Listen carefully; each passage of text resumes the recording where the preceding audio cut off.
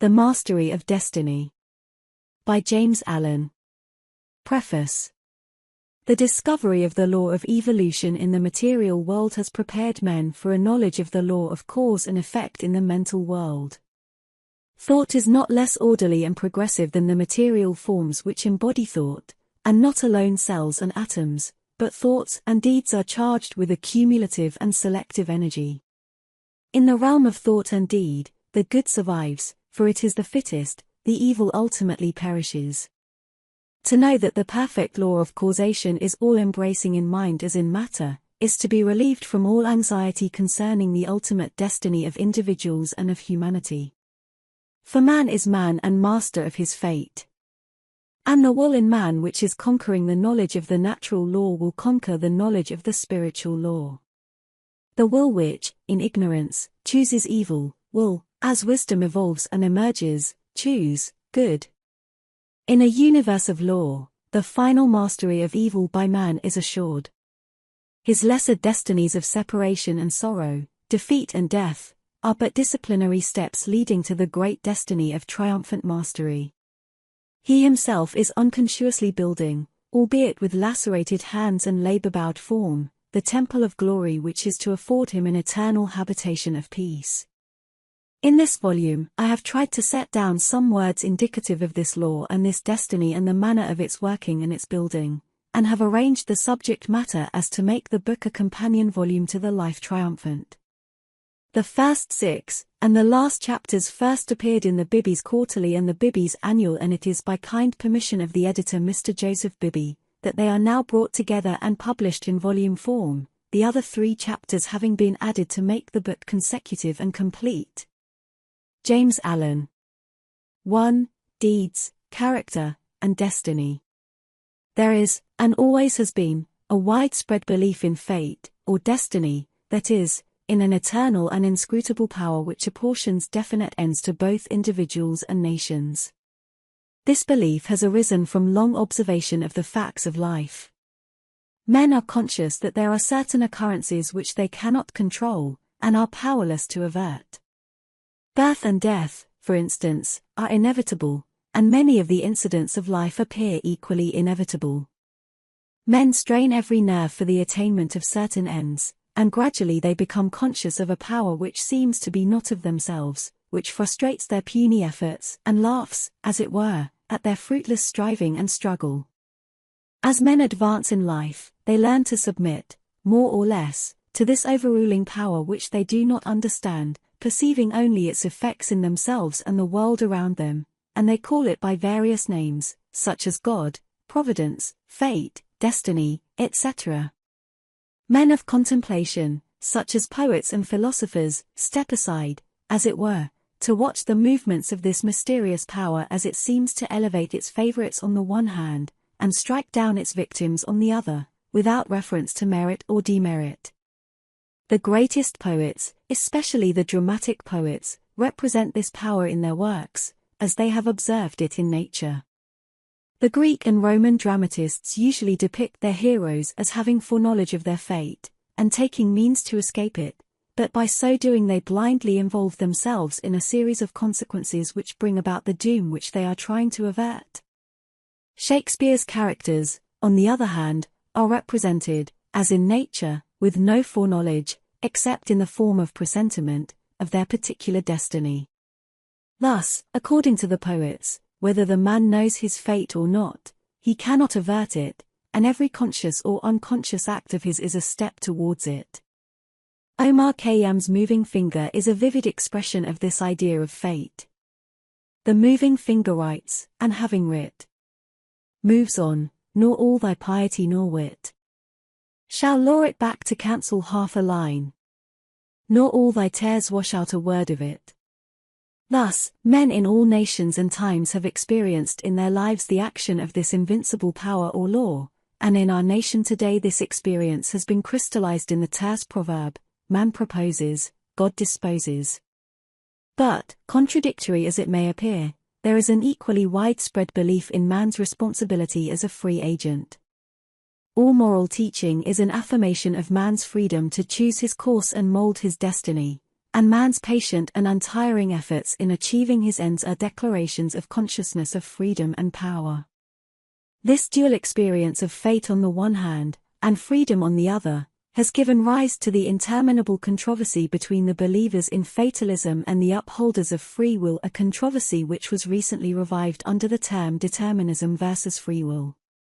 Between apparently conflicting extremes there is always a middle way of balance, justice, or compensation which, while it includes both extremes, cannot be said to be either one or the other, and which brings both into harmony, and this middle way is the point of contact between two extremes. Truth cannot be a partisan, but, by its nature, is the reconciler of extremes, and so, in the matter which we are considering, there is a golden mean which brings fate and free will into close relationship, wherein, indeed, it is seen that these two indisputable facts in human life, for such they are but two aspects of one central law, one unifying and all-embracing principle, namely, the law of causation in its moral aspect. Moral causation necessitates both fate and free will, both individual responsibility and individual predestination, for the law of causes must also be the law of effects, and cause and effect must always be equal. The train of causation, both in matter and mind, must be eternally balanced, therefore eternally just, eternally perfect. Thus every effect may be said to be a thing preordained, but the predetermining power is a cause, and not the fiat of an arbitrary will. Man finds himself involved in the train of causation. His life is made up of causes and effects. It is both a sowing and a reaping. Each act of his is a cause which must be balanced by its effects. He chooses the cause, this is free will; he cannot choose, alter, or avert the effect, this is fate. Thus free will stands for the power to initiate causes, and destiny is involvement in effects. It is therefore true that man is predestined to certain ends, but he himself has, though he knows it not, issued the mandate, that good or evil thing from which there is no escape, he has, by his own deeds, brought about. It may here be urged that man is not responsible for his deeds, that these are the effects of his character, and that he is not responsible for the character, good or bad, which was given him at his birth.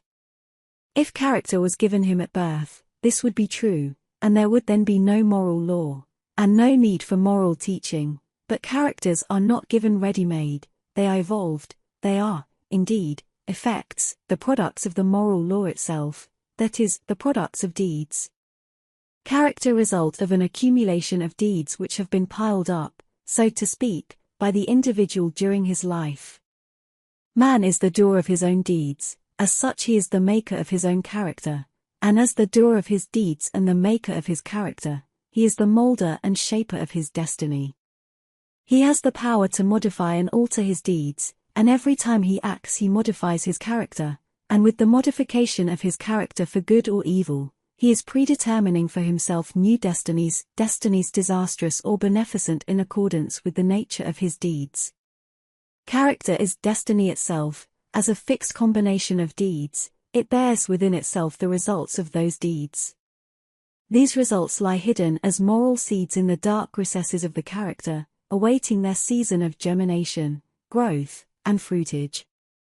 Those things which befall a man are the reflections of himself, that destiny which pursued him, which he was powerless to escape by effort, or avert by prayer, was the relentless gowl of his own wrong deeds demanding and enforcing restitution. Those blessings and curses which come to him unbidden are the reverberating echoes of the sounds which he himself sent forth.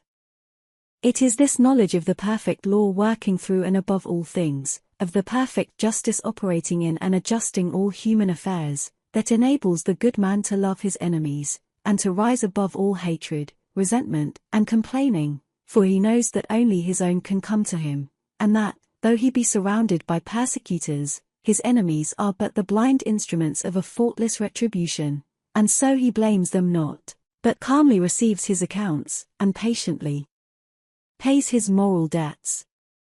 But this is not all, he does not merely pay his debts, he takes care not to contract any further debts. He watches himself and makes his deeds faultless. While paying off evil accounts, he is laying up good accounts. By putting an end to his own sin, he is bringing evil and suffering to an end.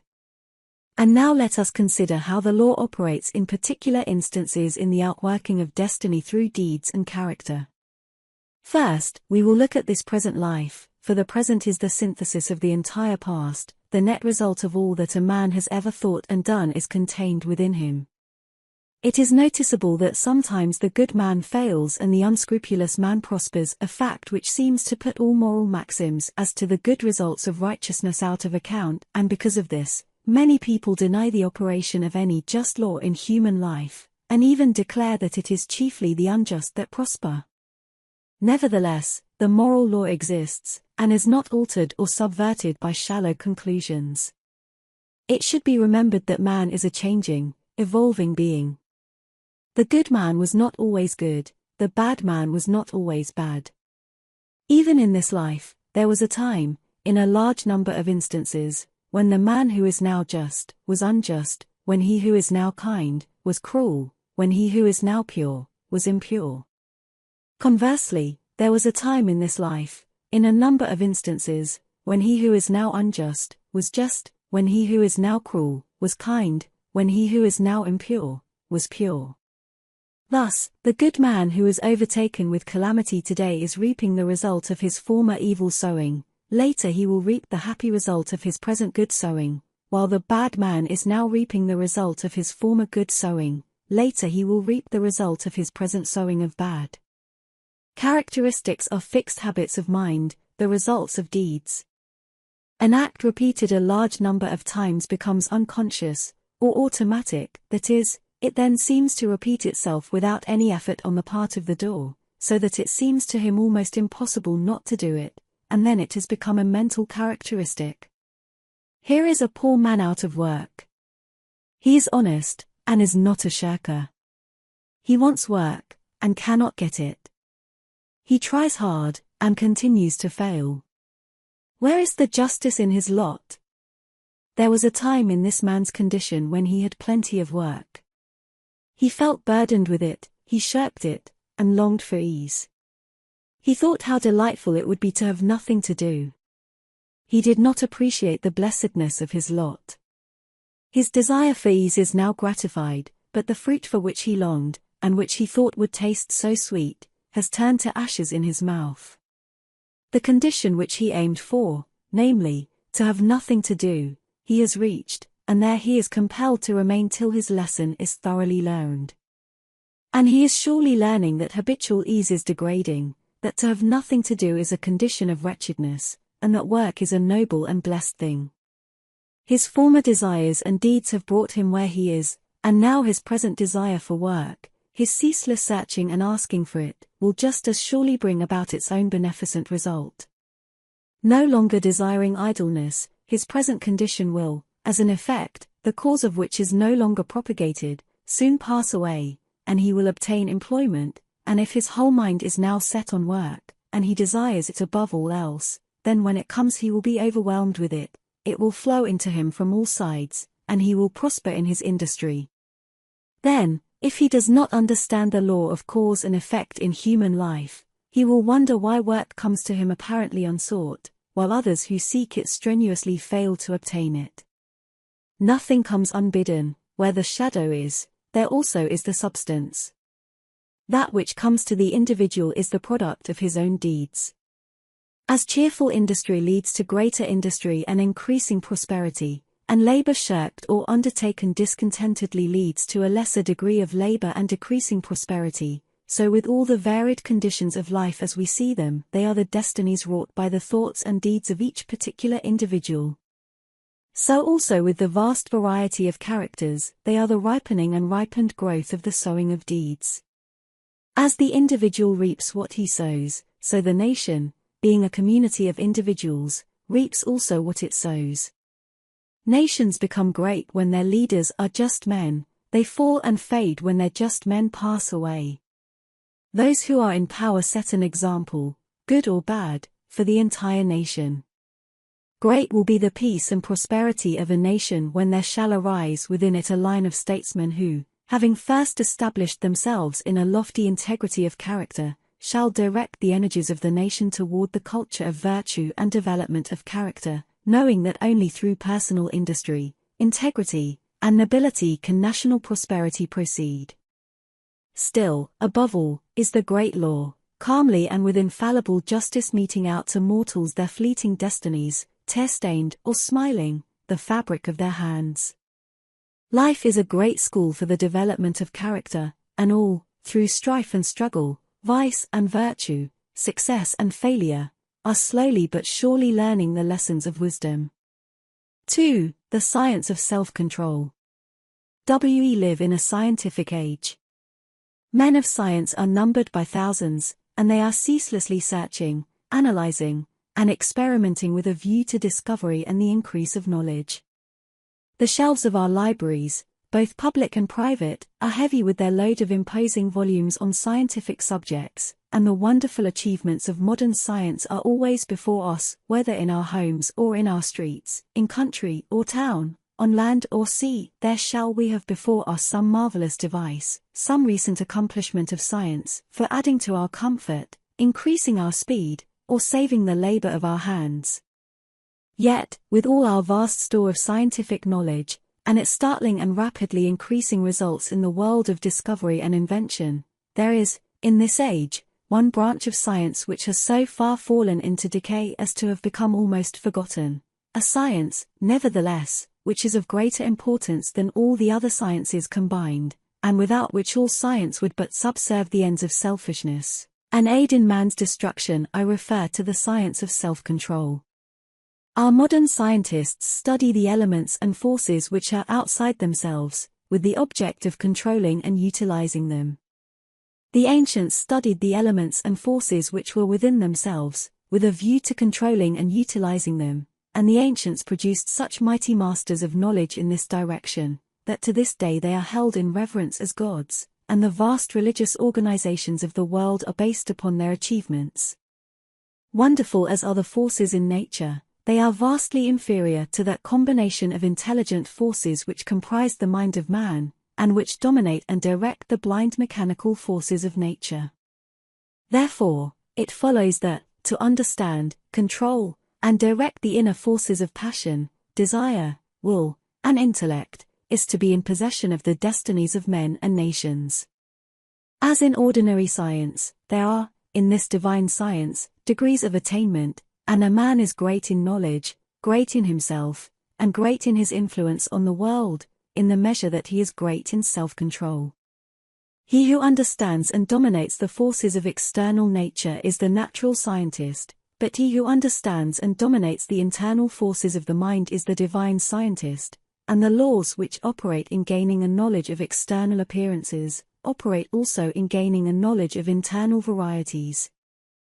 A man cannot become an accomplished scientist in a few weeks or months, nay, not even in a few years.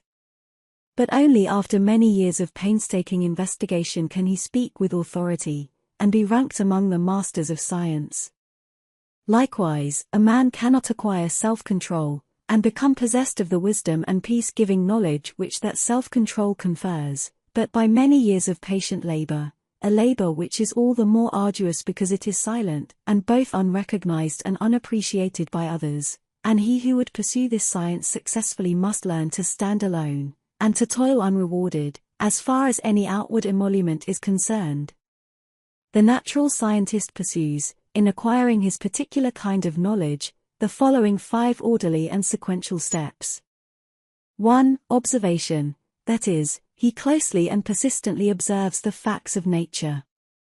2. Experiment, having become acquainted, by repeated observations, with certain facts, he experiments with those facts, with a view to the discovery of natural laws. He puts his facts through rigid processes of analysis, and so finds out what is useless and what of value, and he rejects the former and retains the latter. 3. Classification, having accumulated and verified a mass of facts by numberless observations and experiments, he commences to classify those facts, to arrange them in orderly groups with the object of discovering some underlying law, some hidden and unifying principle, which governs, regulates, and binds together these facts. 4. Deduction, thus he passes on to the fourth step of deduction.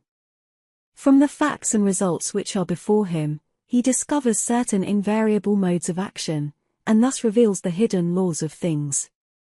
5. Knowledge. Having proven and established certain laws, it may be said of such a man that he knows. He is a scientist, a man of knowledge. But the attainment of scientific knowledge is not the end, great as it is. Men do not attain knowledge for themselves alone, nor to keep it locked secretly in their hearts, like a beautiful jewel in a dark chest. The end of such knowledge is use, service, the increase of the comfort and happiness of the world. Thus, when a man has become a scientist, he gives the world the benefit of his knowledge, and unselfishly bestows upon mankind the results of all his labors. Thus, beyond knowledge, there is a further step of use, that is, the right and unselfish use of the knowledge acquired, the application of knowledge to invention for the common weal. It will be noted that the 5 steps or processes enumerated follow in orderly succession, and that no man can become a scientist who omits any one of them. Without the first step of systematic observation, for instance, he could not even enter the realm of knowledge of nature's secrets. At first, the searcher for such knowledge has before him a universe of things. These things he does not understand. Many of them, indeed, seem to be irreconcilably opposed one to the other, and there is apparent confusion. But by patiently and laboriously pursuing these 5 processes, he discovers the order, nature, and essences of things, perceives the central law or laws which bind them together in harmonious relationship, and so puts an end to confusion and ignorance. As with the natural scientist, so with the divine scientist, he must pursue, with the same self-sacrificing diligence, 5 progressive steps in the attainment of self-knowledge, self-control. These 5 steps are the same as with the natural scientist, but the process is reversed. The mind, instead of being centered upon external things, is turned back upon itself, and the investigations are pursued in the realm of mind, of one's own mind, instead of in that of matter. At first, the searcher for divine knowledge is confronted with that mass of desires, passions, emotions, ideas, and intellections which he calls himself, which is the basis of all his actions, and from which his life proceeds. This combination of invisible, yet powerful, forces appears confusedly. Some of them stand, apparently, in direct conflict with each other, without any appearance or hope of reconciliation. His mind in its entirety, too, with his life which proceeds from that mind, does not seem to have any equitable relation to many other minds and lives about him, and altogether there is a condition of pain and confusion from which he would fain escape. Thus, he begins by keenly realizing his state of ignorance, for no one could acquire either natural or divine knowledge, if he were convinced that without study or labor he already possessed it. With such perception of one's ignorance, there comes the desire for knowledge, and the novice in self-control enters upon the ascending pathway, in which are the following 5 steps. 1. Introspection. This coincides with the observation of the natural scientist.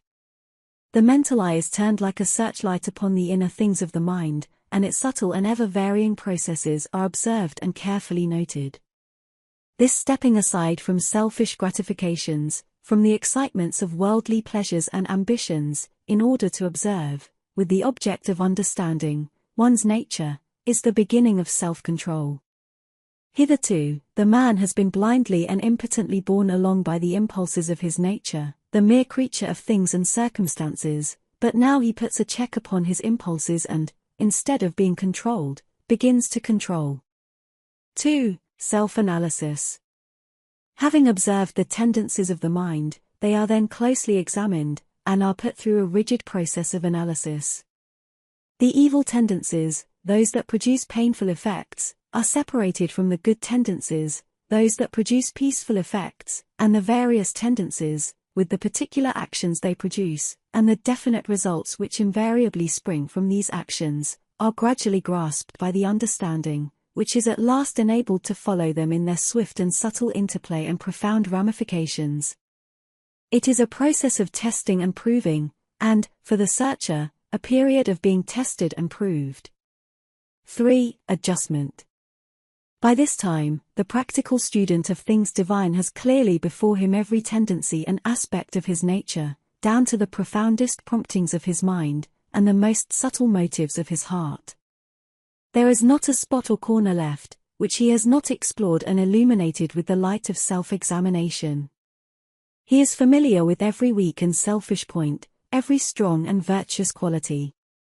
It is considered the height of wisdom to be able to see ourselves as others see us, but the practitioner of self-control goes far beyond this. He not only sees himself as others see him, he sees himself as he is. Thus, standing face to face with himself, not striving to hide away from any secret fault, no longer defending himself with pleasant flatteries, neither underrating nor overrating himself or his powers, and no more cursed with self-praise or self-pity. He sees the full magnitude of the task which lies before him, sees dearly ahead the heights of self-control, and knows what work he has to do to reach them. He is no longer in a state of confusion, but has gained a glimpse of the laws which operate in the world of thought, and he now begins to adjust his mind in accordance with those laws. This is a process of weeding, sifting, cleansing. As the farmer weeds, cleans, and prepares the ground for his crops, so the student removes the weeds of evil from his mind, cleanses and purifies it preparatory to sowing the seeds of righteous actions which shall produce the harvest of a well-ordered life. 4. Righteousness. Having adjusted his thoughts and deeds to those minor laws which operate in mental activities in the production of pain and pleasure, unrest and peace, sorrow and bliss, he now perceives that there is involved in those laws one great central law which, like the law of gravitation in the natural world, is supreme in the world of mind, a law to which all thoughts and deeds are subservient, and by which they are regulated and kept in their proper sphere. This is the law of justice or righteousness, which is universal and supreme. To this law he now conforms. Instead of thinking and acting blindly, as the nature is stimulated and appealed to by outward things, he subordinates his thoughts and deeds to this central principle. He no longer acts from self, but does what is right, what is universally and eternally right. He is no longer the abject slave of his nature and circumstances, he is the master of his nature and circumstances.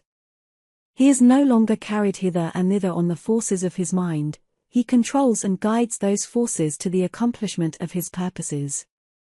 Thus, having his nature in control and subjection, not thinking thoughts nor doing deeds which oppose the righteous law, and which, therefore, that law annuls with suffering and defeat, he rises above the dominion of sin and sorrow, ignorance and doubt, and is strong, calm, and peaceful. 5. Pure knowledge. By thinking right and acting right, he proves, by experience, the existence of the divine law on which the mind is framed, and which is the guiding and unifying principle in all human affairs and events, whether individual or national. Thus, by perfecting himself in self-control, he acquires divine knowledge, he reaches the point where it may be said of him, as of the natural scientist, that he knows. He has mastered the science of self-control, and has brought knowledge out of ignorance, order out of confusion. He has acquired that knowledge of self which includes knowledge of all men, that knowledge of one's own life which embraces knowledge of all life, as for all minds are the same in essence, differing only in degree, are framed upon the same law, and the same thoughts and acts, by whatsoever individual they are wrought, will always produce the same results. But this divine and peace-bestowing knowledge, as in the case of the natural scientist, is not gained for one's self alone, for if this were so, the aim of evolution would be frustrated, and it is not in the nature of things to fall short of ripening and accomplishment, and, indeed, he who thought to gain this knowledge solely for his own happiness would most surely fail. So, beyond the 5th step of pure knowledge, there is a still further one of wisdom, which is the right application of the knowledge acquired, the pouring out upon the world, unselfishly and without stint, the result of one's labors, thus accelerating progress and uplifting humanity. It may be said of men who have not gone back into their own nature to control and purify it, that they cannot clearly distinguish between good and evil, right and wrong. They reach after those things which they think will give them pleasure, and try to avoid those things which they believe will cause them pain. The source of their actions is self, and they only discover right painfully and in a fragmentary way, by periodically passing through severe sufferings and lashings of conscience. But he who practices self-control, passing through the 5 processes, which are 5 stages of growth, gains that knowledge which enables him to act from the moral law which sustains the universe. He knows good and evil, right and wrong, and, thus knowing them, lives in accordance with good and right. He no longer needs to consider what is pleasant or what is unpleasant, but does what is right. His nature is in harmony with his conscience, and there is no remorse. His mind is in unison with the great law, and there is no more suffering and sin. For him evil is ended, and good is all in all. 3. Cause and effect in human conduct. It is an axiom with the scientists that every effect is related to a cause. Apply this to the realm of human conduct, and there is revealed the principle of justice.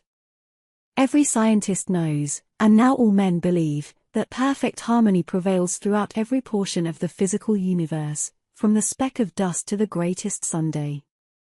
Everywhere there is exquisite adjustment. In the sidereal universe, with its millions of suns rolling majestically through space and carrying with them their respective systems of revolving planets, its vast nebula, its seas of meteors, and its vast army of comets traveling through illimitable space with inconceivable velocity, perfect order prevails. And again, in the natural world, with its multitudinous aspects of life, and its infinite variety of forms, there are the clearly defined limits of specific laws, through the operation of which all confusion is avoided, and unity and harmony eternally obtain. If this universal harmony could be arbitrarily broken, even in one small particular, the universe would cease to be. There could be no cosmos, but only universal chaos. Nor can it be possible in such a universe of law that there should exist any personal power which is above, outside, and superior to such law in the sense that it can defy it, or set it aside. For whatsoever beings exist, whether they be men or gods, they exist by virtue of such law. And the highest, best, and wisest among all beings would manifest his greater wisdom by his more complete obedience to that law which is wiser than wisdom, and than which nothing more perfect could be devised. All things, whether visible or invisible, are subservient to, and fall within the scope of, this infinite and eternal law of causation. As all things seen obey it, so all things unseen, the thoughts and deeds of men, whether secret or open, cannot escape it. Do right, it recompenseth; do one wrong, the equal retribution must be made. Perfect justice upholds the universe, perfect justice regulates human life and conduct. All the varying conditions of life, as they obtain in the world today, are the result of this law reacting on human conduct.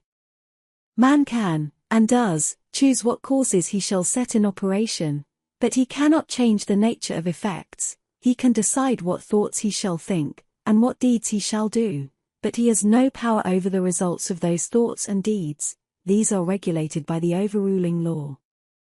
Man has all power to act, but his power ends with the act committed. The result of the act cannot be altered, annulled, or escaped. It is irrevocable. Evil thoughts and deeds produce conditions of suffering, good thoughts and deeds determine conditions of blessedness.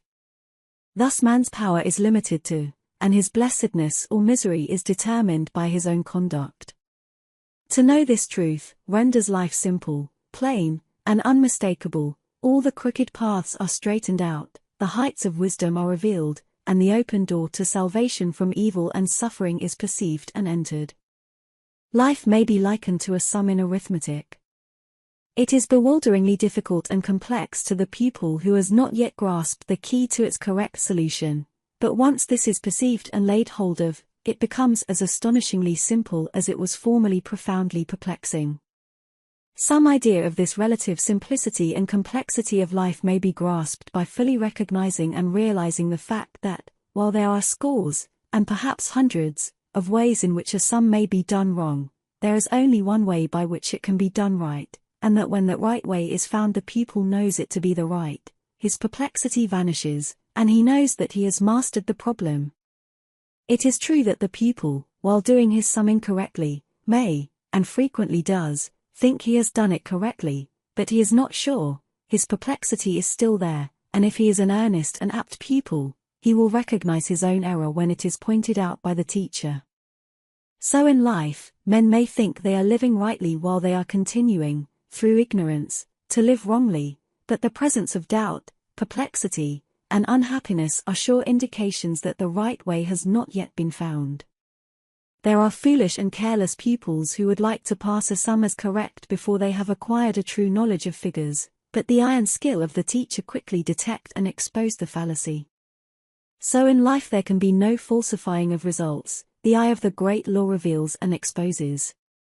Twice 5 will make 10 to all eternity, and no amount of ignorance, stupidity, or delusion can bring the result up to 11. If one looks superficially at a piece of cloth, he sees it as a piece of cloth, but if he goes further and inquires into its manufacture, and examines it closely and attentively, he sees that it is composed of a combination of individual threads, and that, while all the threads are interdependent, each thread pursues its own way throughout, never becoming confused with its sister thread. It is this entire absence of confusion between the particular threads which constitutes the finished work. A piece of cloth, any inharmonious commingling of the thread would result in a bundle of waste or a useless rag. Life is like a piece of cloth, and the threads of which it is composed are individual lives. The threads, while being interdependent, are not confounded one with the other. Each follows its own course. Each individual suffers and enjoys the consequences of his own deeds, and not of the deeds of another. The course of each is simple and definite, the whole forming a complicated, yet harmonious, combination of sequences. There are action and reaction, deed and consequence, cause and effect, and the counterbalancing reaction, consequence, and effect is always in exact ratio with the initiatory impulse. A durable and satisfactory piece of cloth cannot be made from shoddy material, and the threads of selfish thoughts and bad deeds will not produce a useful and beautiful life, a life that will wear well, and bear close inspection. Each man makes or mars his own life, it is not made or marred by his neighbor, or by anything external to himself. Each thought he thinks, each deed he does, is another thread, shoddy or genuine, woven into the garment of his life, and as he makes the garment so must he wear it.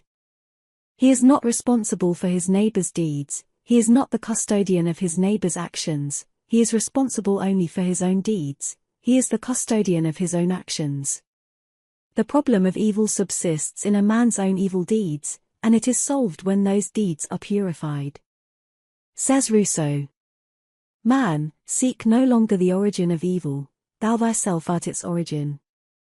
Effect can never be divorced from cause, it can never be of a different nature from cause. Emerson says, "Justice is not postponed, a perfect equity adjusts the balance in all parts of life." And there is a profound sense in which cause and effect are simultaneous, and form one perfect whole. Thus, upon the instant that a man thinks, say, a cruel thought, or does a cruel deed, that same instant he has injured his own mind. He is not the same man he was the previous instant, he is a little viler and a little more unhappy, and a number of such successive thoughts and deeds would produce a cruel and wretched man. The same thing applies to the contrary, the thinking of a kind thought, or doing a kind deed, and immediate nobility and happiness attend it. The man is better than he was before, and a number of such deeds would produce a great and blissful soul. Thus individual human conduct determines, by the faultless law of cause and effect, individual merit or demerit, individual greatness or meanness, individual happiness or wretchedness. What a man thinks, that he does, what he does, that he is. If he is perplexed, unhappy, restless, or wretched, let him look to himself, for there and nowhere else is the source of all his trouble. 4. Training of the will. Without strength of mind, nothing worthy of accomplishment can be done, and the cultivation of that steadfastness and stability of character which is commonly called willpower is one of the foremost duties of man, for its possession is essentially necessary both to his temporal and eternal well-being. Fixedness of purpose is at the root of all successful efforts. whether in things worldly or spiritual, and without it man cannot be otherwise than wretched, and dependent upon others for that support which should be found within himself.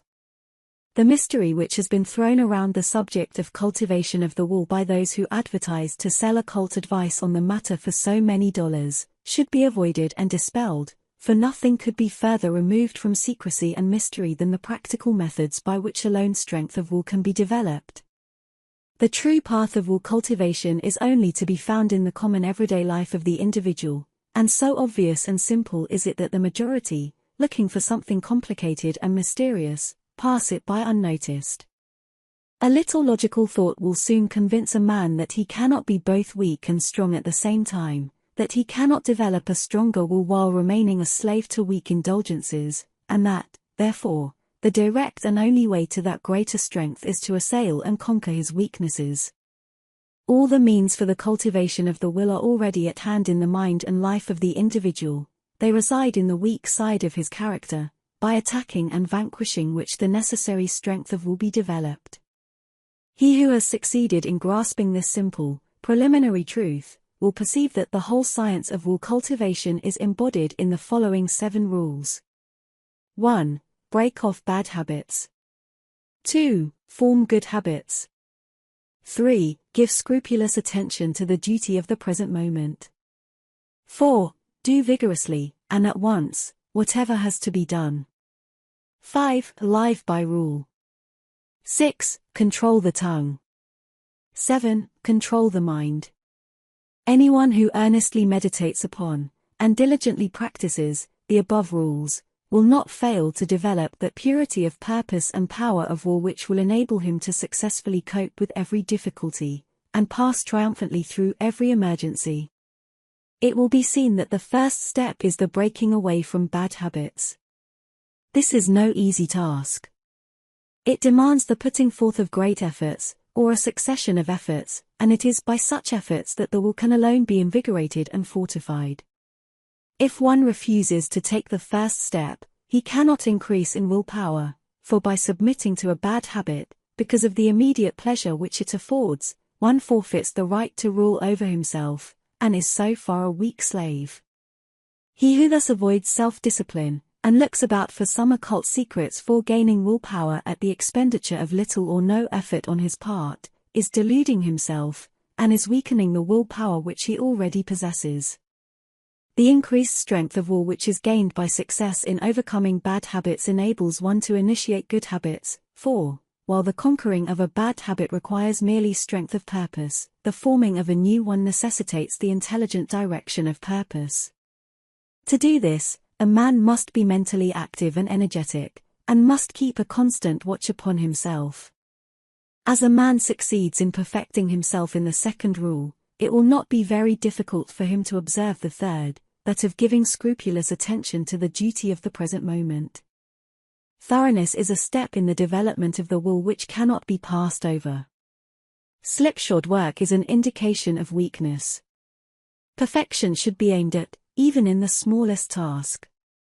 By not dividing the mind, but giving the whole attention to each separate task as it presents itself, singleness of purpose and intense concentration of mind are gradually gained, 2 mental powers which give weight and worth of character, and bring repose and joy to their possessor. The 4th rule, that of doing vigorously, and at once, whatever has to be done, is equally important. Idleness and a strong will cannot go together, and procrastination is a total barrier to the acquisition of purposeful action. Nothing should be put off until another time, not even for a few minutes. That which ought to be done now should be done now. This seems a little thing, but it is of far-reaching importance. It leads to strength, success, and peace. The man who is to manifest a cultivated will must also live by certain fixed rules. He must not blindly gratify his passions and impulses, but must school them to obedience. He should live according to principle, and not according to passion. He should decide what he will eat and drink and where, and what he will not eat and drink and where, how many meals per day he will have, and at what times he will have them, at what time he will go to bed, and at what time get up. He should make rules for the right government of his conduct in every department of his life, and should religiously adhere to them. To live loosely and indiscriminately, eating and drinking and sensually indulging at the beck and call of appetite and inclination, is to be a mere animal, and not a man with will and reason. The beast in man must be scourged and disciplined and brought into subjection, and this can only be done by training the mind and life on certain fixed rules of right conduct. The saint attains to holiness by not violating his vows, and the man who lives according to good and fixed rules, is strong to accomplish his purpose. The sixth rule, that of controlling the tongue, must be practiced until one has perfect command of his speech, so that he utters nothing in peevishness, anger, irritability, or with evil intent. The man of strong will does not allow his tongue to run thoughtlessly and without check. All these 6 rules, if faithfully practiced, will lead up to the 7th, which is the most important of them all, namely, rightly controlling the mind. Self-control is the most essential thing in life, yet least understood, but he who patiently practices the rules herein laid down, bringing them into requisition in all his ways and undertakings, will learn, by his own experience and efforts, how to control and train his mind, and to earn thereby the supreme crown of manhood, the crown of a perfectly poised will. 5. Thoroughness. Thoroughness consists in doing little things as though they were the greatest things in the world. That the little things of life are of primary importance, is a truth not generally understood, and the thought that little things can be neglected, thrown aside, or slurred over, is at the root of that lack of thoroughness which is so common, and which results in imperfect work and unhappy lives. When one understands that the great things of the world and of life consist of a combination of small things, and that without this aggregation of small things the great things would be non-existent, then he begins to pay careful attention to those things which he formerly regarded as insignificant. He thus acquires the quality of thoroughness, and becomes a man of usefulness and influence, for the possession or non-possession of this one quality may mean all the difference between a life of peace and power, and one of misery and weakness. Every employer of labor knows how comparatively rare this quality is, how difficult it is to find men and women who will put thought and energy into their work, and do it completely and satisfactorily. Bad workmanship abounds. Skill and excellence are acquired by few. Thoughtlessness, carelessness, and laziness are such common vices that it should cease to appear strange that, in spite of social reform, the ranks of the unemployed should continue to swell, for those who scamp their work today will, another day, in the hour of deep necessity, look and ask for work in vain. The law of the survival of the fittest is not based on cruelty, it is based on justice, it is one aspect of that divine equity which everywhere prevails. Vice is beaten with many stripes, if it were not so, how could virtue be developed? The thoughtless and lazy cannot take precedence of, or stand equally with, the thoughtful and industrious. A friend of mine tells me that his father gave all his children the following piece of advice. Whatever your future work may be, put your whole mind upon it and do it thoroughly. You need then have no fear as to your welfare, for there are so many who are careless and negligent that the services of the thorough man are always in demand. I know those who have, for years, tried almost in vain to secure competent workmanship in spheres which do not require exceptional skill, but which call chiefly for forethought, energy, and conscientious care. They have discharged one after another for negligence, laziness, incompetence, and persistent breaches of duty, not to mention other vices which have no bearing on this subject, yet the vast army of the unemployed continues to cry out against the laws, against society, and against heaven. The cause of this common lack of thoroughness is not far to seek. It lies in that thirst for pleasure which not only creates a distaste for steady labor, but renders one incapable of doing the best work, and of properly fulfilling one's duty.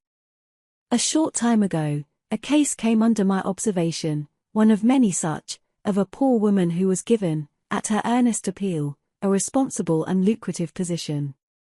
She had been at her post only a few days when she began to talk of the pleasure trips she was going to have now she had come to that place. She was discharged at the end of a month for negligence and incompetence. As 2 objects cannot occupy the same space at the same time, so the mind that is occupied with pleasure cannot also be concentrated upon the perfect performance of duty. Pleasure has its own place and time, but its consideration should not be allowed to enter the mind during those hours which should be devoted to duty. Those who, while engaged in their worldly task, are continually dwelling upon anticipated pleasures, cannot do otherwise than bungle through their work, or even neglect it when their pleasure seems to be at stake. Thoroughness is completeness, perfection. It means doing a thing so well that there is nothing left to be desired. It means doing one's work, if not better than anyone else can do it, at least not worse than the best that others do. It means the exercise of much thought, the putting forth of great energy, the persistent application of the mind to its task, the cultivation of patience, perseverance, and a high sense of duty. An ancient teacher said, "If anything has to be done, let a man do it, let him attack it vigorously." And another teacher said, "Whatsoever thy hand findeth to do, do it with thy might." He who lacks thoroughness in his worldly duties, will also lack the same quality in spiritual things. He will not improve his character, will be weak and half-hearted in his religion, and will not accomplish any good and useful end. The man who keeps one eye on worldly pleasure and the other on religion, and who thinks he can have the advantage of both conditions, will not be thorough either in his pleasure-seeking or his religion, but will make a sorry business of both. It is better to be a whole-souled worldling than a half-hearted religionist, better to give the entire mind to a lower thing than half of it to a higher. It is preferable to be thorough, even if it be in a bad or selfish direction, rather than inefficient and squeamish in good directions, for thoroughness leads more rapidly to the development of character and the acquisition of wisdom. It accelerates progress and unfoldment, and while it leads the bad to something better, it spurs the good to higher and ever higher heights of usefulness and power. 6. Mind building and life building. Everything, both in nature and the works of man, is produced by a process of building. The rock is built up of atoms, the plant, the animal, and man are built up of cells. A house is built of bricks, and a book is built of letters. A world is composed of a large number of forms, and a city of a large number of houses. The arts, sciences, and institutions of a nation are built up by the efforts of individuals. The history of a nation is the building of its deeds. The process of building necessitates the alternate process of breaking down. Old forms that have served their purpose are broken up, and the material of which they are composed enters into new combinations. There is reciprocal integration and disintegration. In all compounded bodies, old cells are ceaselessly being broken up, and new cells are formed to take their place. The works of man also require to be continually renewed until they have become old and useless, when they are torn down in order that some better purpose may be served. These two processes of breaking down and building up in nature are called death and life. In the artificial works of man they are called destruction and restoration. This dual process, which obtains universally in things visible, also obtains universally in things invisible. As a body is built of cells, and a house of bricks, so a man's mind is built of thoughts. The various characters of men are none other than compounds of thoughts of varying combinations. Herein we see the deep truth of the saying, "As a man thinketh in his heart, so is he." Individual characteristics are fixed processes of thought, that is, they are fixed in the sense that they have become such an integral part of the character that they can be only altered or removed by a protracted effort of the will, and by much self-discipline. Character is built in the same way as a tree or a house is built, namely, by the ceaseless addition of new material, and that material is thought. By the aid of millions of bricks a city is built, by the aid of millions of thoughts a mind, a character, is built. Every man is a mind builder, whether he recognizes it or not. Every man must perforce think, and every thought is another brick laid down in the edifice of mind. Such bricklaying is done loosely and carelessly by a vast number of people, the result being unstable and tottering characters that are ready to go down under the first little gust of trouble or temptation. Some, also, put into the building of their minds large numbers of impure thoughts, these are so many rotten bricks that crumble away as fast as they are put in, leaving always an unfinished and unsightly building, and one which can afford no comfort and no shelter for its possessor.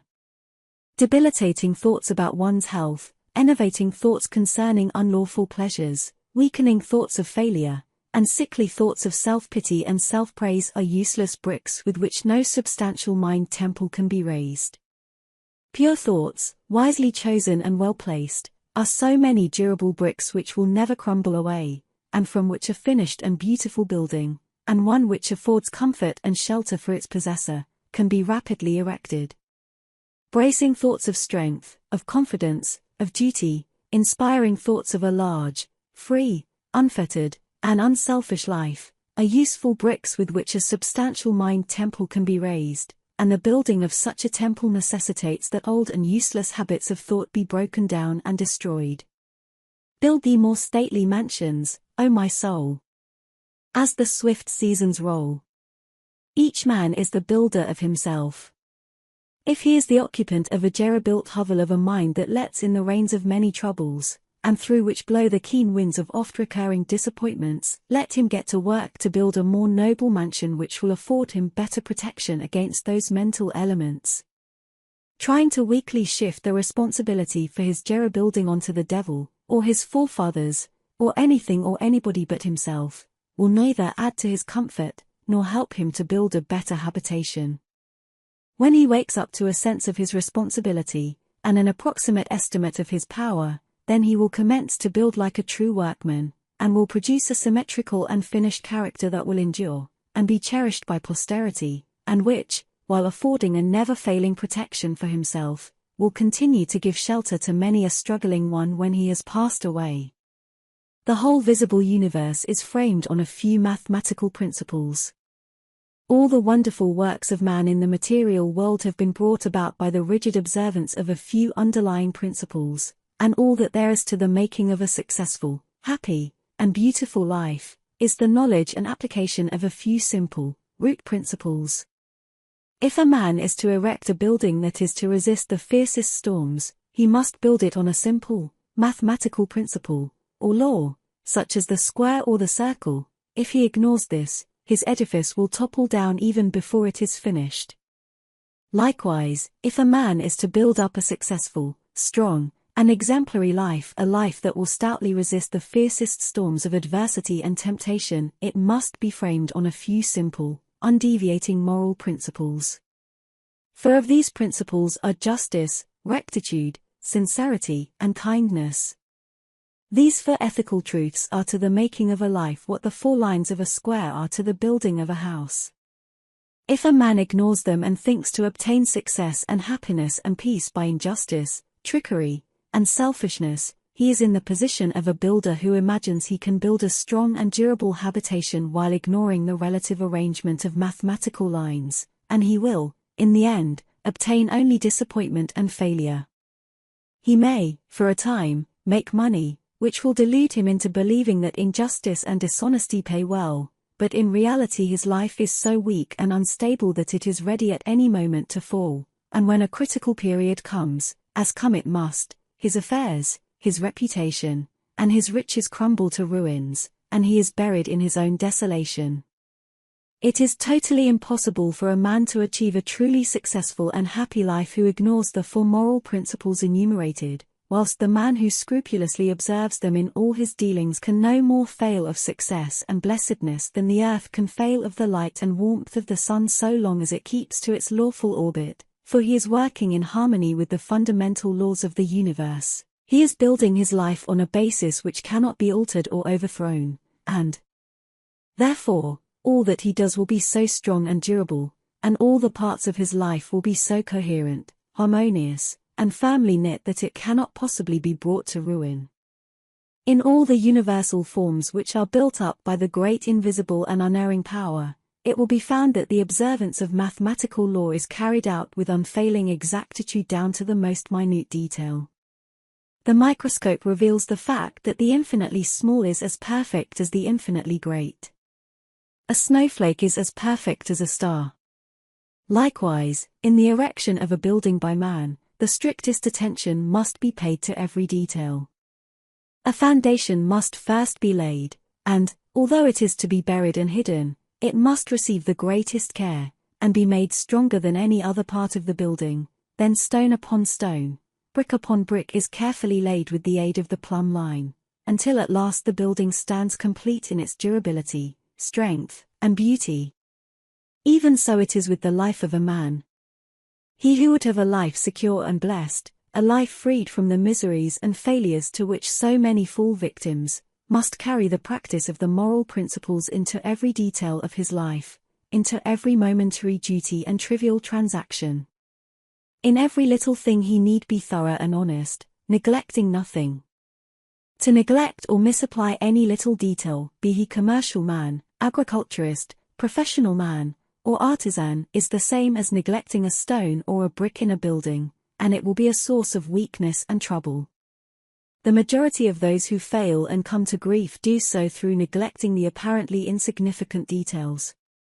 It is a common error to suppose that little things can be passed by, and that the greater things are more important, and should receive all attention, but a cursory glance at the universe, as well as a little serious reflection on life, will teach the lesson that nothing great can exist which is not made up of small details, and in the composition of which every detail is perfect. He who adopts the four ethical principles as the law and base of his life, who raises the edifice of character upon them, who in his thoughts and words and actions does not wander from them, whose every duty and every passing transaction is performed in strict accordance with their exactions, such a man, laying down the hidden foundation of integrity of heart securely and strongly, cannot fail to raise up a structure which shall bring him honor, and he is building a temple in which he can repose in peace and blessedness, even the strong and beautiful temple of his life. 7. Cultivation of concentration. Concentration, or the bringing of the mind to a center and keeping it there, is vitally necessary to the accomplishment of any task. It is the father of thoroughness and the mother of excellence. As a faculty, it is not an end in itself, but is an aid to all faculties, all work. Not a purpose in itself, it is yet a power which serves all purposes.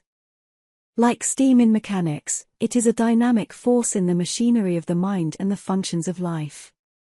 The faculty is a common possession, though in its perfection it is rare, just as will and reason are common possessions, though a perfectly poised will and a comprehensive reason are rare possessions, and the mystery which some modern mystical writers have thrown around it is entirely superfluous. Every successful man, in whatever direction his success may lie, practices concentration, though he may know nothing about it as a subject of study. Every time one becomes absorbed in a book or task, or is rapt in devotion or assiduous in duty, concentration, in a greater or lesser degree, is brought into play. Many books purporting to give instructions on concentration make its practice and acquisition an end in itself. Than this, there is no surer nor swifter way to its destruction. The fixing of the eyes upon the tip of the nose, upon a doorknob, a picture, a mystical symbol, or the portrait of a saint, or the centering of the mind upon the navel, the pineal gland, or some imaginary point in space, I have seen all these methods seriously advised in works on this subject, with the object of acquiring concentration, is like trying to nourish the body by merely moving the jaw as in the act of eating, without taking food. Such methods prevent the end at which they aim. They lead towards dispersion and not concentration, towards weakness and imbecility rather than towards power and intelligence. I have met those who have squandered, by these practices, what measure of concentration they at first possessed, and have become the prey of a weak and wandering mind. Concentration is an aid to the doing of something, it is not the doing of something in itself. A ladder has no value in and of itself, but only in so far as it enables us to reach something which we could not otherwise reach. In like manner, concentration is that which enables the mind to accomplish with ease that which it would otherwise be impossible to accomplish, but of itself is a dead thing and not a living accomplishment.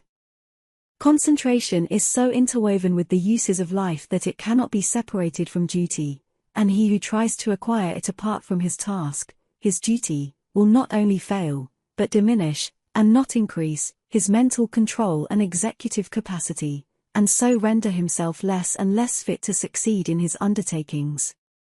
In the task of the hour is all the means for the cultivation of concentration, whether the task be the acquiring of divine knowledge, or the sweeping of a floor, without resorting to methods which have no practical bearing on life. For what is concentration but the bringing of a well-controlled mind to the doing of that which has to be done? He who does his work in an aimless, a hurried, or thoughtless manner, and resorts to his artificial concentration methods, to his doorknob, his picture, or nasal extremity in order to gain that which he imagines to be some kind of mystical power, but which is a very ordinary and practical quality, though he may drift towards insanity, and I knew one man who became insane by these practices, he will not increase in steadiness of mind. The great enemy of concentration, and therefore of all skill and power, is a wavering, wandering, undisciplined value in and of itself, but only in so far as it enables us to reach something which we could not otherwise reach. In like manner, concentration is that which enables the mind to accomplish with ease that which it would be otherwise impossible to accomplish, but of itself it is a dead thing, and not a living accomplishment. Concentration is so interwoven with the uses of life that it cannot be separated from duty, and he who tries to acquire it apart from his task, his duty, will not only fail, but will diminish, and not increase, his mental control and executive capacity, and so render himself less and less fit to succeed in his undertakings. A scattered and undisciplined army would be useless. To make it effective in action and swift in victory, it must be solidly concentrated and masterfully directed. Scattered and diffused thoughts are weak and worthless. Thoughts marshaled, commanded, and directed upon a given point, are invincible. Confusion, doubt, and difficulty give way before their masterly approach. Concentrated thought enters largely into all successes, and informs all victories. There is no more secret about its acquirement than about any other acquisition, for it is governed by the underlying principle of all development, namely, practice. To be able to do a thing, you must begin to do it, and keep on doing it until the thing is mastered. This principle prevails universally in all arts, sciences, trades, in all learning, conduct, religion. To be able to paint, one must paint. To know how to use a tool skillfully, he must use the tool. To become learned, he must learn. To become wise, he must do wise things, and to successfully concentrate his mind, he must concentrate it. But the doing is not all, it must be done with energy and intelligence. The beginning of concentration, then, is to go to your daily task and put your mind on it, bringing all your intelligence and mental energy to a focus upon that which has to be done. And every time the thoughts are found wandering aimlessly away, they should be brought promptly back to the thing in hand. Thus the center upon which you are to bring your mind to a point, is, not your pineal gland or a paint in space, but the work which you are doing every day, and your object in thus concentrating is to be able to do your work with smooth rapidity and consummate skill, for until you can thus do your work, you have not gained any degree of control over the mind, you have not acquired the power of concentration. This powerful focusing of one's thought and energy and will upon the doing of things is difficult at first, as everything worth acquiring is difficult, but daily efforts, strenuously made and patiently followed up, will soon lead to such a measure of self-control as will enable one to bring a strong and penetrating mind to bear upon any work undertaken, a mind that will quickly comprehend all the details of the work, and dispose of them with accuracy and dispatch.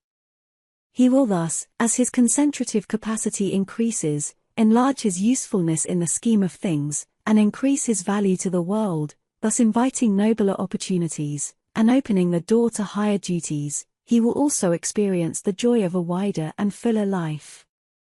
In the process of concentration there are the four following stages. 1. Attention. 2. Contemplation. 3. Abstraction. 4. Activity in repose. At first the thoughts are arrested, and the mind is fixed upon the object of concentration, which is the task in hand. This is attention. The mind is then roused into vigorous thought concerning the way of proceeding with the task. This is contemplation. Protracted contemplation leads to a condition of mind in which the doors of the senses are all closed against the entrance of outside distractions, the thoughts being wrapped in, and solely and intensely centered upon, the work in hand. This is abstraction. The mind thus centered in profound cogitation reaches a state in which the maximum of work is accomplished with the minimum of friction. This is activity in repose. Attention is the first stage in all successful work. They who lack it fail in everything. Such are the lazy, the thoughtless, the indifferent and incompetent.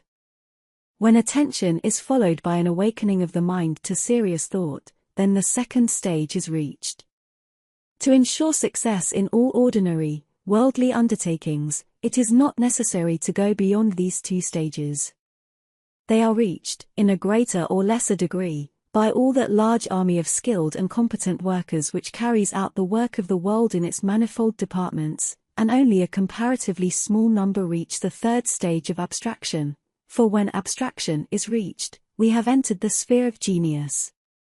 In the first two stages, the work and the mind are separate, and the work is done more or less laboriously, and with a degree of friction, but in the third stage, a marriage of the work with the mind takes place, there is a fusion, a union, and the two become one, then there is a superior efficiency with less labor and friction. In the perfection of the first two stages, the mind is objectively engaged, and is easily drawn from its center by external sights and sounds. But when the mind has attained perfection in abstraction, the subjective method of working is accomplished as distinguished from the objective. The thinker is then oblivious to the outside world, but is vividly alive in his mental operations. If spoken to, he will not hear, and if plied with more vigorous appeals, he will bring back his mind to outside things as one coming out of a dream. Indeed, this abstraction is a kind of waking dream, but its similarity to a dream ends with the subjective state. It does not obtain in the mental operations of that state, in which, instead of the confusion of dreaming, there is perfect order, penetrating insight, and a wide range of comprehension. Whoever attains to perfection in abstraction will manifest genius in the particular work upon which his mind is centered. Inventors, artists, poets, scientists, philosophers, and all men of genius, are men of abstraction. They accomplish subjectively, and with ease, that which the objective workers, men who have not yet attained beyond the second stage in concentration, cannot accomplish with the most strenuous labor.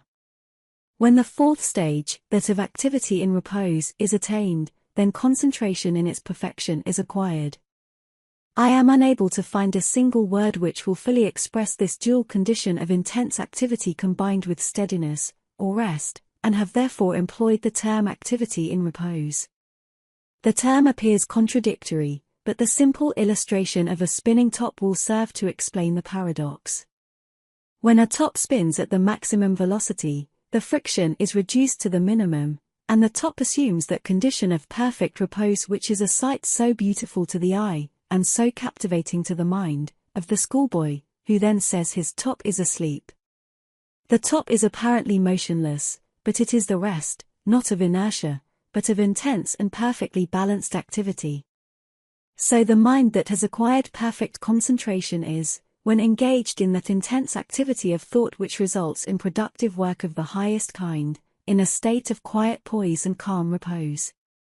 Externally, there is no apparent activity, no disturbance, and the face of a man who has acquired this power will assume a more or less radiant calmness, and the face will be more sublimely calm when the mind is most intensely engaged in active thought. Each stage of concentration has its particular power. Thus the first stage, when perfected, leads to usefulness, the second leads to skill, ability, talent, the third leads to originality and genius, while the fourth leads to mastery and power, and makes leaders and teachers of men. In the development of concentration, also, as in all objects of growth, the following stages embody the preceding ones in their entirety. Thus in contemplation, attention is contained, in abstraction, both attention and contemplation are embodied, and he who has reached the last stage, brings into play, in the act of contemplation, all the four stages. He who has perfected himself in concentration is able, at any moment, to bring his thoughts to a point upon any matter, and to search into it with the strong light of an active comprehension. He can both take a thing up and lay it down with equal deliberation. He has learned how to use his thinking faculties to fixed purposes, and guide them towards definite ends. He is an intelligent doer of things, and not a weak wanderer amid chaotic thought. Decision, energy, alertness, as well as deliberation, judgment, and gravity, accompany the habit of concentration, and that vigorous mental training which its cultivation involves, leads, through ever-increasing usefulness and success in worldly occupations, towards that higher form of concentration called meditation, in which the mind becomes divinely illumined, and acquires the heavenly knowledge. 8. Practice of meditation. When aspiration is united to concentration, the result is meditation. When a man intensely desires to reach and realize a higher, purer, and more radiant life than the merely worldly and pleasure-loving life, he engages in aspiration, and when he earnestly concentrates his thoughts upon the finding of that life, he practices meditation. Without intense aspiration, there can be no meditation. Lethargy and indifference are fatal to its practice. The more intense the nature of a man, the more readily will he find meditation, and the more successfully will he practice it. A fiery nature will most rapidly scale the heights of truth in meditation, when its aspirations have become sufficiently awakened. Concentration is necessary to worldly success, meditation is necessary to spiritual success. Worldly skill and knowledge are acquired by concentration, spiritual skill and knowledge are acquired by meditation. By concentration a man can scale the highest heights of genius, but he cannot scale the heavenly heights of truth. To accomplish this, he must meditate. By concentration a man may acquire the wonderful comprehension and vast power of a Caesar, by meditation he may reach the divine wisdom and perfect peace of a Buddha. The perfection of concentration is power, the perfection of meditation is wisdom. By concentration, men acquire skill in the doing of the things of life, in science, art, trade, etc., but by meditation, they acquire skill in life itself, in right living, enlightenment, wisdom, etc. Saints, sages, saviors, wise men and divine teachers are the finished products of holy meditation. The 4 stages in concentration are brought into play in meditation, the difference between the 2 powers being one of direction, and not of nature. Meditation is therefore spiritual concentration, the bringing of the mind to a focus in its search for the divine knowledge, the divine life, the intense dwelling, in thought, on truth. Thus a man aspires to know and realize, above all things else, the truth. He then gives attention to conduct, to life, to self-purification. Giving attention to these things, he passes into serious contemplation of the facts, problems, and mystery of life. Thus contemplating, he comes to love truth so fully and intensely as to become wholly absorbed in it. The mind is drawn away from its wanderings in a multitude of desires, and, solving one by one the problems of life, realizes that profound union with truth which is the state of abstraction, and thus absorbed in truth, there is that balance and poise of character, that divine action in repose, which is the abiding calm and peace of an emancipated and enlightened mind. Meditation is more difficult to practice than concentration because it involves a much more severe self-discipline than that which obtains in concentration. A man can practice concentration without purifying his heart and life, whereas the process of purification is inseparable from meditation.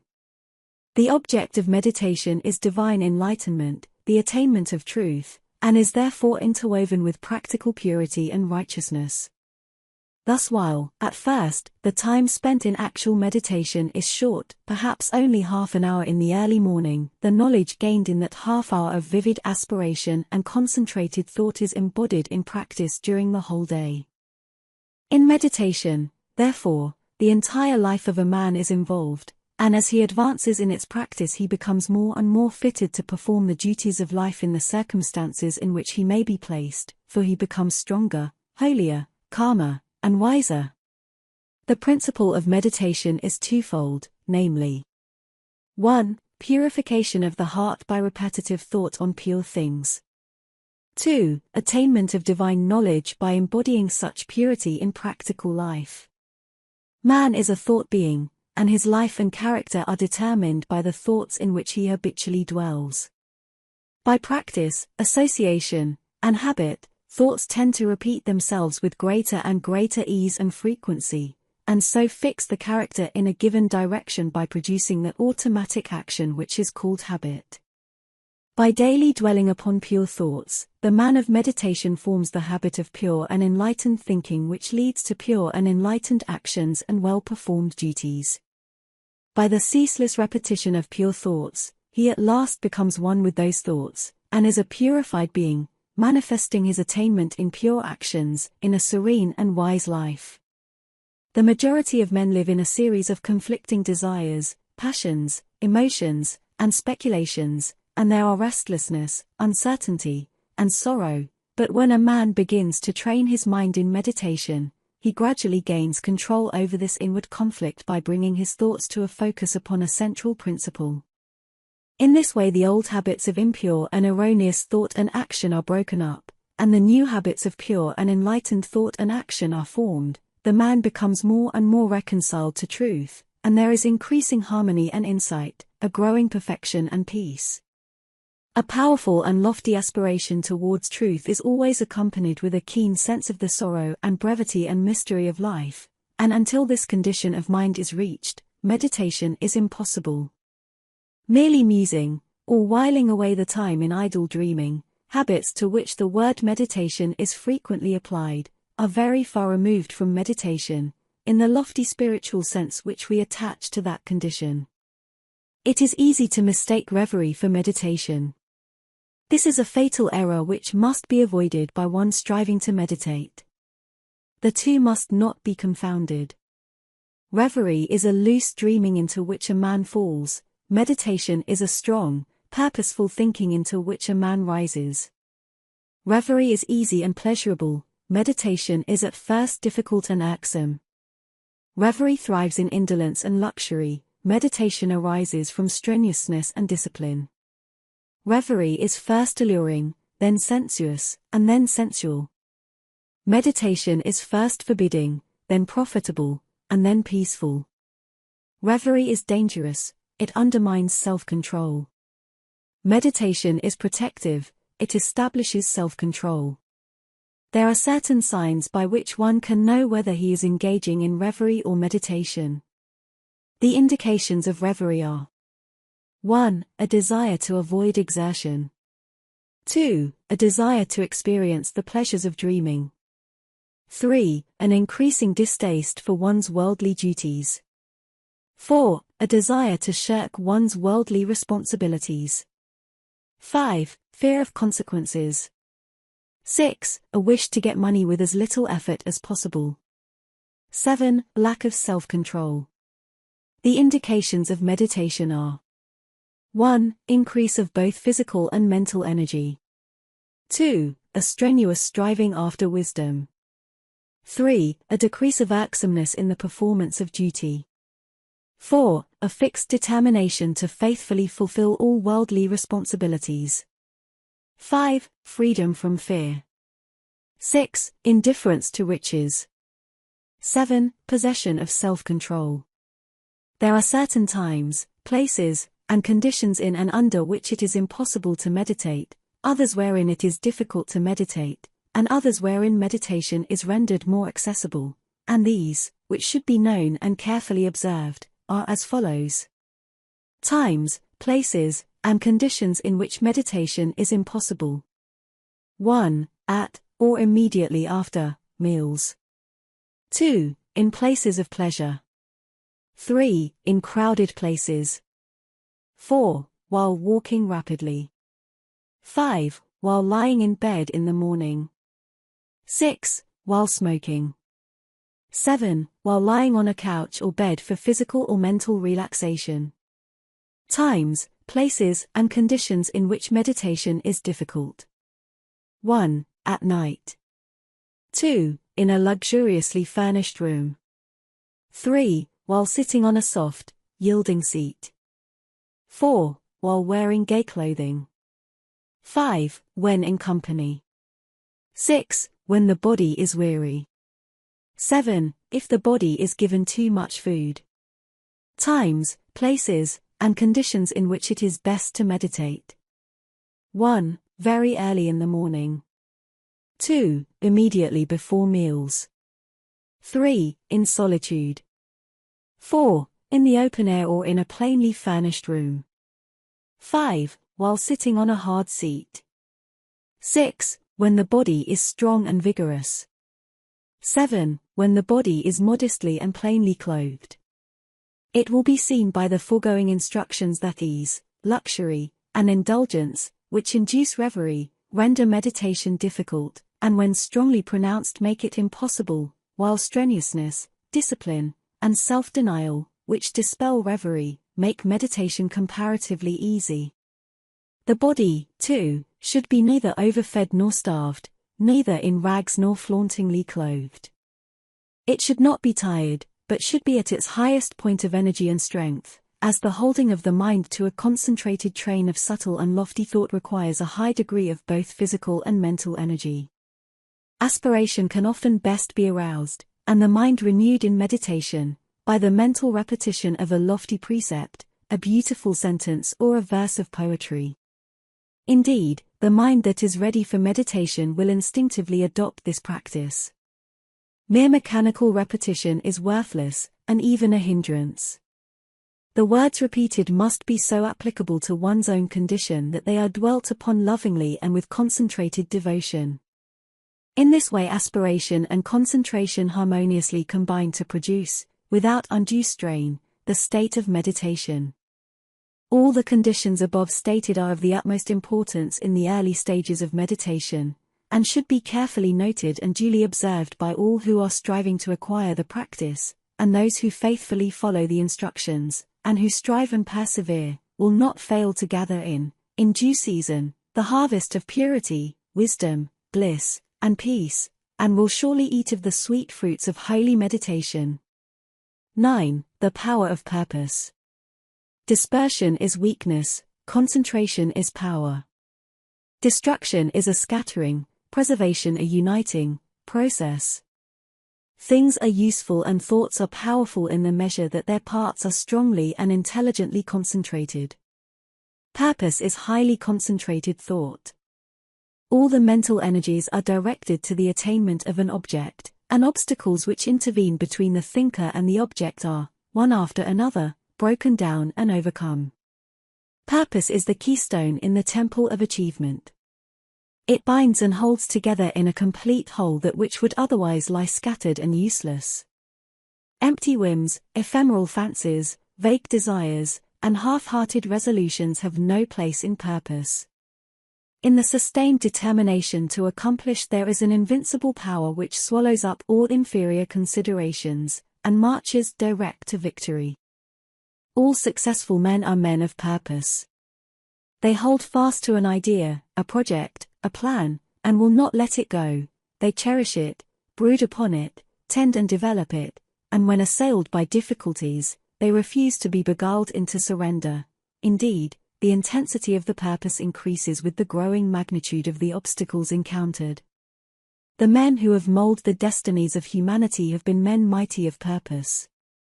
Like the Roman laying his road, they have followed along a well-defined path, and have refused to swerve aside even when torture and death confronted them. The great leaders of the race are the mental roadmakers, and mankind follows in the intellectual and spiritual paths which they have carved out and beaten. Great is the power of purpose. To know how great, let a man study it in the lives of those whose influence has shaped the ends of nations and directed the destinies of the world. In an Alexander, a Caesar, or a Napoleon, we see the power of purpose when it is directed in worldly and personal channels. In a Confucius, a Buddha, or a Christ, we perceive its vaster power when its course is along heavenly and impersonal paths. Purpose goes with intelligence. There are lesser and greater purposes according with degrees of intelligence. A great mind will always be great of purpose. a weak intelligence will be without purpose. A drifting mind argues a measure of undevelopment. What can resist an unshakable purpose? What can stand against it or turn it aside? Inert matter yields to a living force, and circumstance succumbs to the power of purpose. Truly, the man of unlawful purpose will, in achieving his ends, destroy himself, but the man of good and lawful purpose cannot fail. It only needs that he daily renew the fire and energy of his fixed resolve, to consummate his object. The weak man, who grieves because he is misunderstood, will not greatly achieve. The vain man, who steps aside from his resolve in order to please others and gain their approbation, will not highly achieve. The double-minded man, who thinks to compromise his purpose, will fail. The man of fixed purpose who, whether misunderstandings and foul accusations, or flatteries and fair promises, rain upon him, does not yield a fraction of his resolve, is the man of excellence and achievement, of success, greatness, power. Hindrances stimulate the man of purpose, difficulties nerve him to renewed exertion, mistakes, losses, pains, do not subdue him, and failures are steps in the ladder of success, for he is ever conscious of the certainty of final achievement. All things at last yield to the silent, irresistible, all-conquering energy of purpose. Out of the night that covers me, black as the pit from pole to pole, I thank whatever gods may be for my unconquerable soul. In the fell clutch of circumstance, I have not whined nor cried aloud. Under the bludgeoning of chance, my head is bloody but unbowed. It matters not how straight the gate, how charged with punishment the scroll. I am the master of my fate. I am the captain of my soul. 10. The joy of accomplishment. Joy is always the accompaniment of a task successfully accomplished. An undertaking completed, or a piece of work done, always brings rest and satisfaction. When a man has done his duty, he is light-hearted and happy, says Emerson, and no matter how insignificant the task may appear, the doing of it faithfully and with whole-souled energy always results in cheerfulness and peace of mind. Of all miserable men, the shirker is the most miserable.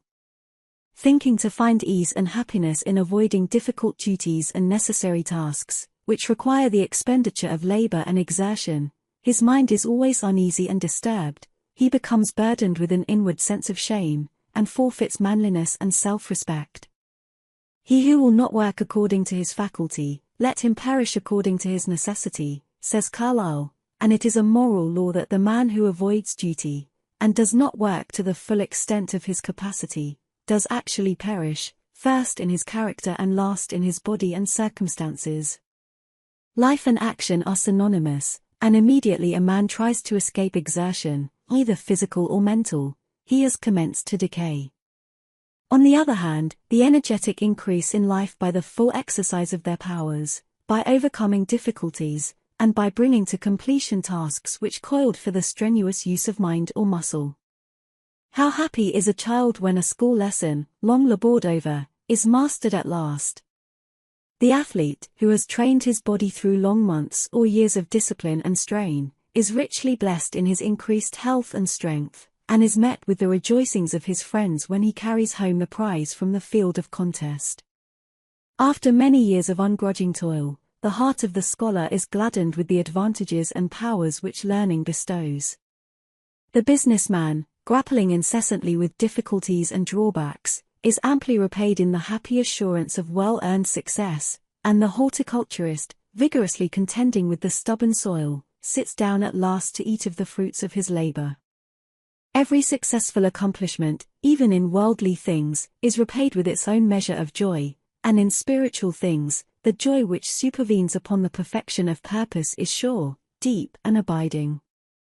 Great is the heartfelt joy, albeit ineffable, when, after innumerable and apparently unsuccessful attempts, some ingrained fault of character is at last cast out to trouble its erstwhile victim and the world no more. The striver after virtue, he who is engaged in the holy task of building up a noble character, tastes, at every step of conquest over self, a joy which does not again leave him, but which becomes an integral part of his spiritual nature. All life is a struggle, both without and within there are conditions against which man must contend. His very existence is a series of efforts and accomplishments, and his right to remain among men as a useful unit of humanity depends upon the measure of his capacity for wrestling successfully with the elements of nature without, or with the enemies of virtue and truth within.